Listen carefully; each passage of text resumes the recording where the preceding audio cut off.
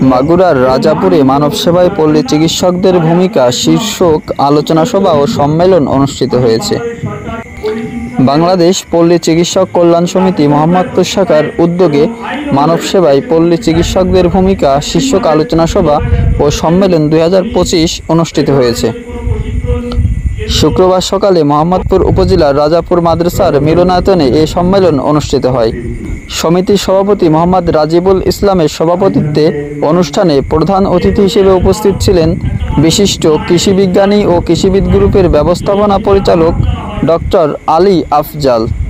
বিশেষ অতিথি হিসেবে উপস্থিত ছিলেন বাংলাদেশ পল্লী চিকিৎসক সমিতির খুলনা বিভাগীয় সমন্বয়ক ও যশোর জেলা সভাপতি মোহাম্মদ জিল্লুর রহমান সিদ্দিকী, সহ সমন্বয়ক ও যশোর জেলা সাধারণ সম্পাদক মোহাম্মদ সেলিম এবং মাগুরা রিপোর্টার্স ইউনিটের সভাপতি মোহাম্মদ ইউনুস আলী। প্রধান অতিথির বক্তব্যে ডক্টর আলী আফজাল বলেন, চিকিৎসা ক্ষেত্রে প্রতি হাজারে একজন চিকিৎসকের প্রয়োজন থাকলেও আমাদের দেশে বাস্তবে প্রতি 10,000-এ একজন চিকিৎসক মেলে। এই ঘাটতি পূরণে পল্লী চিকিৎসকরা মাঠ পর্যায়ে গুরুত্বপূর্ণ ভূমিকা রেখে চলেছেন। তারা গ্রামীণ জনস্বাস্থ্যের প্রথম সেবাদাতা। তাদের দক্ষ প্রশিক্ষণ বাড়ালে দেশের স্বাস্থ্যখাত আরও শক্তিশালী হবে। অনুষ্ঠানটি প্রাণবন্ত পরিবেশে নানা অভিজ্ঞতা, সমস্যা ও সম্ভাবনার কথা তুলে ধরে শেষ হয়।